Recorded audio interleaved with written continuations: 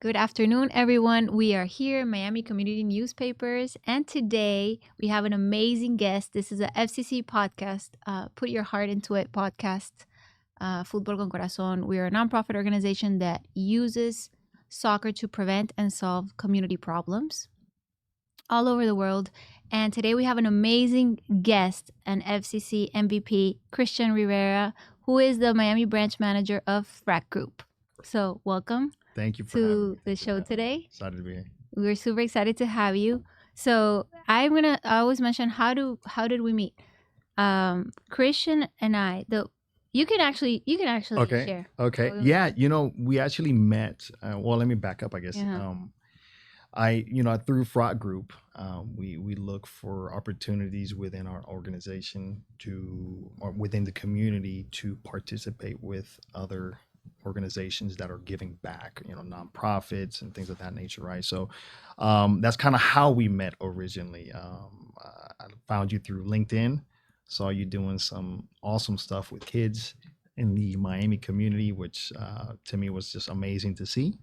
And so I kind of just reached out, sent you a quick message, and then you were kind enough to respond back, and the rest is. And then went to the Frat Miami office Yes, in Doral. yeah, you came to my office. And I was very impressed I'm in Miami. There's amazing business leaders, very inspirational. You meet an array of people that are like, wow, they have Absolutely. incredible stories. But you stood out like from day one, and you shared a lot of, like, I noticed you were really, really invested in leadership, in building human capital, and investing in your team. Right. And you shared a little bit about your background. Mm-hmm. So I wanted to ask you, tell us, like, where are you from? Where were you born? Okay. And how is that you get into Fracht later on? Well, I was born originally in San Juan, Puerto Rico. So I'm Puerto Rican by birth, but I was raised in Tampa, Florida. So I came when I was about 3. Okay. I'm the youngest of 9. My dad had 7 kids in his first marriage, and then with my mother had 2. Wow. And so my dad and I and my mom and my older brother, we moved to Tampa and kind of started over there in the Tampa area. Riverview, Brandon area. As a kid, I grew up there, and that's kind of where I started as far as here in the U.S. And I ended up coming to Miami, as an adult, but kind of technically an adult still. But yeah, that's kind of where I started. So how long have you been here? I've been in Miami a little bit over 20 years. Oh, wow. Here in Miami. Prior to that, has always been Tampa for me. Tampa's been my home. Okay, but now you have to say, Tampa's beautiful and everything. Amazing. Amazing City. But you like Miami. Right? Yeah, it's funny how it started because for me, being in the industry that I'm in, which is logistics, provided an awesome opportunity for me to really go anywhere. Logistics is a global thing, right? So you can kind of pick and choose where you want to go. I started at 18, going on 19 in this industry. Through a friend of mine who kind of, got me into it. Super young then. Super young, still in school. She saw something in me that probably I didn't see in myself. Okay. And gave me an opportunity to come on board ocean carrier called, at that time, which is no longer there, is called CP Ships. Okay. And that's how you started. That's how I started. That was kind of like the beginning, the genesis of my career in this industry. And that years later gave me an opportunity to come to Miami and do sales down here in Miami. So you started in development. I started in operations and customer service. I moved into the commercial side. Oh, wow. About 23. Mm-hmm. And here in Miami was just so much to learn coming from a small, Tampa, 20 years ago was not as big as what it is now. Right. So coming to a big city like Miami was just like, wow, eye-opening for me, right? It was completely new. So. And so when you've been in Fracht for 7 years now. I've been with Fracht for 7 years now, just now in May. So it's just my 7th year anniversary just now recently. Nice, but I've been in the industry. I've been in the industry 25 years. So I've been in it for a while. So. And one of the things that I remember you told me, and then I read over, is that faith has been something very deeply to you in your leadership, in your life or your family. and horses too. Absolutely. And And then horses, right? I also the one of the things that we started speaking the day when I went to your office is I was like, you should be a coach like for FCC because you were really invested with your kids with Right. coaching Right. and you love soccer. I do. And I do. 2 days ago we were at the Mr. Rivera invited me to go to the Inter Miami game That's at the right. suite with the That's right. Fracht suite, and it was really nice Yes. with your Yes. son. Yes. And Yes. Yes. you guys were also at the corporate soccer tournament, which was Correct. amazing. Correct. So, we're gonna talk about soccer in a second Yeah. and the passion. But Mhm. tell me about a little bit about faith. Yeah, no, Voice. absolutely. Well, if I go back to, my childhood, being in Tampa, Tampa does, I guess the city part of Tampa is getting big now, but Mhm. I lived kind of in the countryside of it, right? So I was a country boy growing up. So we had horses and cattle. Not that we owned the cattle, we Right, owned right, some right. horses, but I was kind of backing up, I guess. I ended up getting into had a passion for horses from a very young age, and we were my parents were hardworking people, right? So Mhm. they didn't have the kind of ability to buy horses or anything of that nature. I always saw kind of old Western movies and stuff on TV as a kid, and I was like, I would love to have a horse one day. But to me, it was always kind of like a pipe dream as a kid. But I was the kind of kid that was super determined. When I kind of put my mind to something, I kind of figure out a way to make it happen. And I ended up I was like 8 or 9 years old, going through the yellow pages back. If you remember back when we were kids, they Yeah. had the phone books and the yellow pages. Yeah. The internet wasn't really even existing back then, and I found a horse farm that wasn't too far from me, and I just started calling up and asking them if they had horses for sale, and they people would like, what are you, a kid or something? Yeah, and I explained to them, looking, my parents are looking to buy me a horse and all that, which was a complete manufacturing lie. My parents had no idea that they were gonna eventually buy me a horse, but I figured out that there was a cheap little horse for sale, and at that time it was like $600. It was an unregistered horse. He was probably like 8 months old, Oh my and I convinced my dad to go look at it, and my dad went to go look at it, and it was kind of like a layaway for a horse. Oh my He would God. pay $50 Oh a my month or God. something until eventually Right. we paid it off, and then it's like, what are you going to do with it now? You got to go pick it up. And so we ended up same way. I ended up finding a ranch that had horses, and I called and I said, hey, 9-year-old kid, I have a horse, I need to take him somewhere. And they said, well, you can board him here, and they gave me how much it was a month. I said, my parents don't have money for this. Can I work it off on the weekends and summertime and all this? And Oh my God. they were gracious enough to see a young kid with passion and Ready to grind. ready to work and do whatever it takes. Oh, wow. And they allowed me to work off my board on the weekends as a young kid, and on the summers I was there every day in the summertime. Wow. And that was So that was like the beginning of your work ethic. Yeah, Pretty much. as early kid, 8-9 years old, super early That's work ethic in the amazing. country life, and yeah, that was the beginning That's of it for me. beautiful. I Yeah. should have applied that technique because I actually was obsessed with ponies and horses. My mom was like, we can't afford. Yeah, Like, don't yeah. even think about it. I'm like, Yeah. please. And so Yeah. I would take lessons little, but Yeah. but my mom's like, no, who's gonna take care of it? Like, Yeah. where we're gonna put him? I should have It's done not that. it's not a goldfish. You gotta Oh no, the it's a little maintenance. harder to Yeah. maintain horses. But And that's incredible that I'm sure there's a lot of lessons there that even you can Yeah. teach your kids. Absolutely. And then you also told me faith is really important for your life Yeah. and like as a parent, Right. as a leader, etc. Yeah, faith for me, I mean, my household was always super important. I was, we got dragged to church as a kid. But as an adult, I understood the value in it, right? And the morals and the convictions that come along with that. Mhm. And being in a position of leadership, some of those morals and integrity and respect and empathy, some of those things that define our organization as Fracht Group aligned with me personally, Mm. and my upbringing. And so from a place of leadership, we look to be that type of person for our teams that are beneath us, right? Underneath Of course, position-wise, right? To of help course. them have empathy for them, respect for them, integrity in the things that you do every single day in business and in life, right? So things really matched up with me personally with Fracht. and as well with FCC for the same reasons. That's amazing. And I know that you, I mean, tell me a little bit about how you started, because you started 7 years ago, Right. but there's been an evolution since you started. Absolutely. So Yeah. tell me about like first challenges when you got there. Because when I met you last year, you were the Miami branch Yeah. manager, right? And so you were like, hey, I'm looking things for my team and I want to do this and I want to give back, and soccer's just like a great vehicle. Right. And you were very aligned with Right. FCC and the corporate soccer tournament. Yeah. But when you started 7 years ago, what were some of the challenges that maybe you personally, like, you know, that you faced?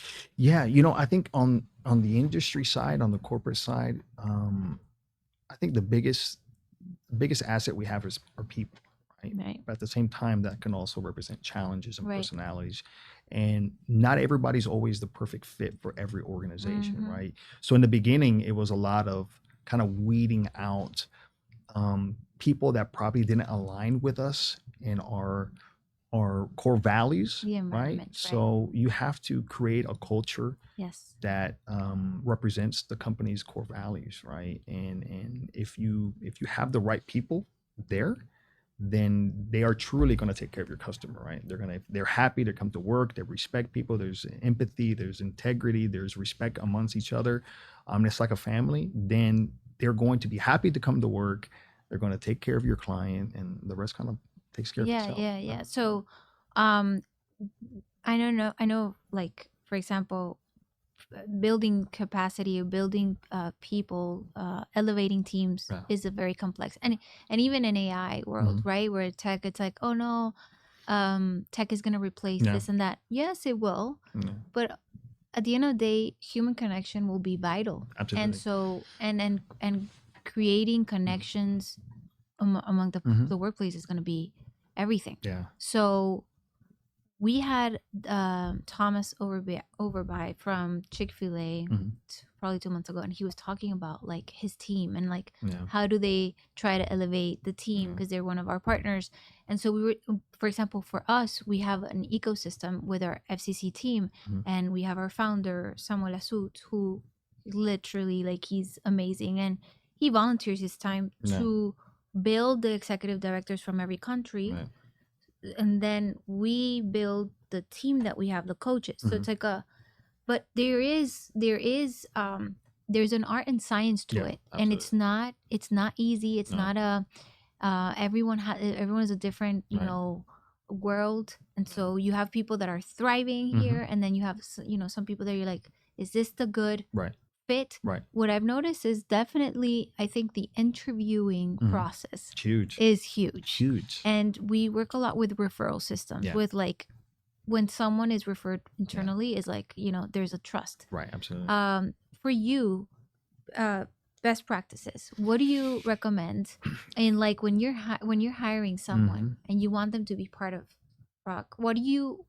How do you like, what is that you're looking for? No, you know, for me personally, what's worked for me is obviously internally people that are already part of the culture.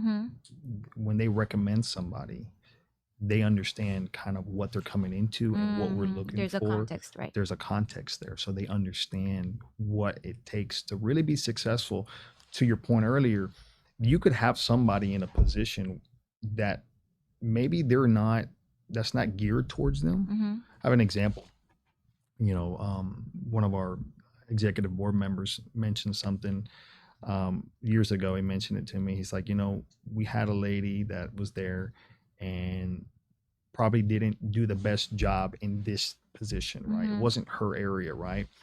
But he found out, you know, she was a little bit kind of rough around the edges and things of that nature.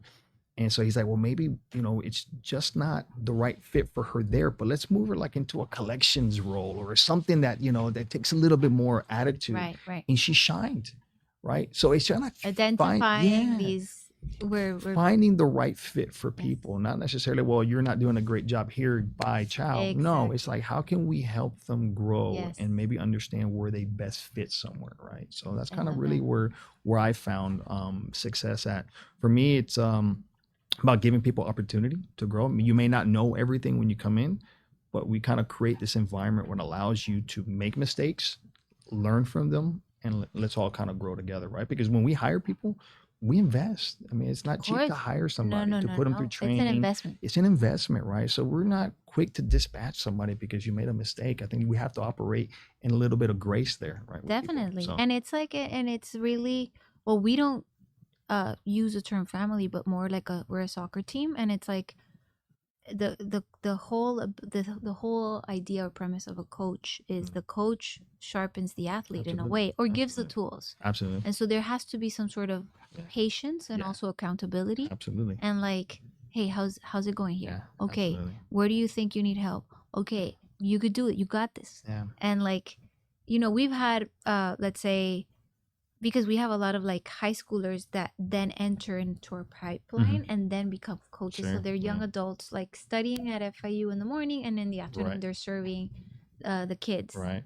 But they're within the pipeline, which is really cool. Yeah. But you'll see the transformation of, like, let's say coaches that love the soccer, but they are so shy on like voicing, like Sure. they feel self-conscious, so Yeah, they don't yeah. have the projection of a Introvert coach. a little bit, maybe. Yeah. Right. Yeah. But then there's another coach that has been through that, like, hey, it's Absolutely. okay, let's Yeah. do it little by little. Yeah. We're gonna do this approach, you're gonna do Right. micro exposure, and then you see them shine. Absolutely. And it was just a matter of patience and accountability, and then you see like what happened, like this coach is completely different. Yeah. And then for their self-esteem as a Absolutely. whole, it's like it's just a testament that I got this, I can go through this, Absolutely. and being uncomfortable is okay. Yeah. So it's Yeah. when a leader like you can create that type of safety for those team members of yours, Yeah.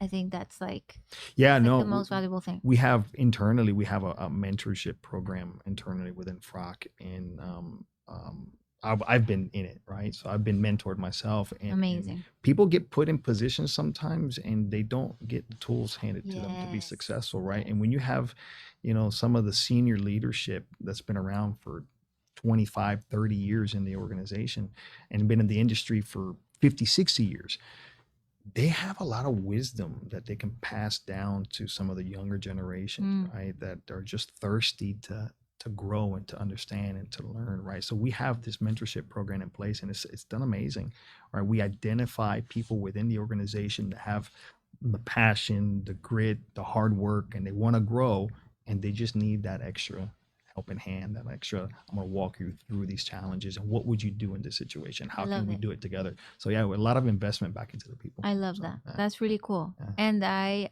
I wish you can come. I would really love if you can come to speak to one of our teenage group, or our coaches, our young leaders, because we have different cohorts, and it will be amazing. And so with that, and then we're gonna do a FCC fun fact with you. Like, you have to answer. Okay. So, which was part of surprise. It was not. That was not part Okay. of the, Okay. Yeah. No worries. So, first thing is, what would you tell if you had a group of 30 high schoolers? They're juniors, seniors, they're about to graduate. What would you tell? What would be the 3 tips? And this is asked to every guest. Okay. What would be the 3 tips that you would give them? Take risk when you're young. Take risk. Don't be afraid to do something that's unconventional. Because when you're young, you don't have all the family responsibilities, the kids, the mortgage, and all these things that you can't really go out on a limb for. So take risk and don't be afraid. But not drugs. Yeah, no, nothing like that. No, nothing like Everything that. in context. Yeah, in context, in business world, right? Take risk, have fun, enjoy that, because you're young once. Right. I remember when I was younger, I had an opportunity to go overseas, and I had just mentioned this the other day to one of the guys that was at the game. I said, the one thing that's missing for me is my international experience. I don't have that international experience, and I kind of wish I did. But because you had an opportunity. I had an opportunity to go to the UK when I was younger and work in this industry, and I didn't take it. And sometimes I kind of like, I wonder what would have happened. But then I got an amazing wife, an amazing family. So it's like I wouldn't have. So God worked things out for me in a way that worked out for me. But again, take risk. Enjoy that. That possibility of the unknown, and see where it takes you. Right. That's one thing. Second thing, curiosity. Yeah. Second thing is, don't be afraid to make mistakes. You know, I think we live in a culture where mistakes are like, you're kind of dubbed like, oh, you're a screw up, or you're no Right. good, or There's some it's sort of okay. failure, right? Yeah, you know, we're all gonna make mistakes. I make mistakes. I mean, I run the branch. I run the branch in Miami. I run the branch in Puerto Rico as well, Uh, and I make errors. I make mistakes, and I learn from them as well too. And the same grace has been shown to me, I show it to my of team, course, of and we course. all learn from it. Let's invest. Let's not try to repeat it, you Exactly. know, but let's learn the lesson there. So don't be afraid to make those mistakes. Um, and I would probably, the third thing is, um, enjoy it. Enjoy, Be in enjoy the just the, present moment, yeah, be yes. present, you know. Which is hard Yeah, nowadays it's for hard. them. It's hard, but it's not impossible. Uh, Enjoy it because it goes by so fast. So I remember, I mean, in my mind, I'm still 20, but I'm 43. You know, I'm like, holy smokes, where did, 20 years go by? I But know, right? it flew by. And It's like think about it's 2025 and we're already kind of like half the year when it yeah, was like yeah, January it's was gone. it's This year's gone. blew by, and it's like, holy smokes, it Ridiculous. just flew by. But enjoy it because it goes by so fast, and yeah, just enjoy the moment that you're in and have fun in it, and because it'll go by, and then you look back and it's like, where did my So life we're gonna go? do a recap. No. Take risk, curiosity. Yeah, yeah, What was the second one? yeah. Take risk, curiosity. Don't be afraid to make mistakes. Don't be afraid to make Yeah, yeah. mistakes And enjoy it. Have fun in and the be present process. and Yeah, enjoy. be present. Awesome. Yeah, be Awesome. present. I love it. I love Yeah, it. yeah. You say you're already signed that you're gonna go speak to them and play because usually our Nah. speakers come and then they play with the kids. Yeah, I definitely, soccer to me, and I'll jump into this Is topic this with you. the fun fact? Or one of them? Soccer for me wasn't really my sport. I never played soccer as a kid. It was always basketball. Basketball was my like life as a kid. I grew up in the Jordan era, the Bulls, and it was Iconic. Scottie Pippen. Yeah, It was yeah, like, yeah. that was my thing, right? I loved basketball, and actually, when you look at my kids, I've got pictures of them, leaving the hospital with basketball onesies on and all this stuff. Because in my mind, I wanted them to play basketball, and they gravitated towards soccer. So I was kind of, in the beginning, I was kind of like, there's no way my kids are not going to play soccer, but Oh, you were opposing. oh yeah, I was opposed it completely. Because Completely also I opposed. think it's also cultural. Puerto Rico is usually like baseball Baseball or and basket, basketball. right? Yes. And so like soccer, but it's Yeah. growing. It's It's growing like little by Cuban little. in Yeah, the yeah, Cuban culture, Dominican, but you see kids are more gravitating absolutely, towards soccer. absolutely. It's growing, so it's an amazing sport, and I'm a fan now. I would say for the last, my middle son, he's 11, just turned 11, so he's been playing since he was 3.5, 4. He's so cute. And yeah, Logan, he's Logan. so Yeah, cute. Logan. He's a good kid. Such a great kid. And he kind of won me to the sport, right? Just kind of every day practicing with him and working with him, and see, he's always watching the game, or he's always talking about something, or a goalie, because he's a goalie, and Yeah. so you learn, the lingo of the sport, course, and then of before course. you know it, you're involved, you're playing, No, and it's so engaging. Yeah. It's really a safety net for them It is. because while they're like it builds so much confidence. Yeah. I've seen kids that were bullied and then Yeah. they were in the sport and then there's Mhm. quiet confidence that Mhm. comes with it, Absolutely. and then the parental connection that Mhm. it brings, and then through the teenage years, that I hope that Logan can be one of our FCC leaders later on. Hey, it would be And do amazing. community He service with enjoyed it. He us. enjoyed the game when we went out Of there, and he course. played, and he had a great time. He's amazing. Yeah. He's I tell you, soccer is an amazing sport. It gives young kids something to focus on, especially here in Miami. With the whole thing with Messi coming through and Messi being here, and it's just been an amazing journey. Every kid now, wants to be like Messi and have Yes. that dream, right? So it's amazing that they can work towards Yes. something, right? And have all the support, from the community And to do it. thanks to partners like you are helping open access to all the kids. Yeah. Not because fortunately, soccer here in the U.S. is more for like middle Yeah, upper yeah, class, yeah. and because of partners like you, we are able to provide you and other partners. We're able to provide access so that kids in Homestead, Florida City, Little Havana, they can all enjoy and they can all be part of this movement Yeah. and develop that sense of belonging and resilience. Yeah.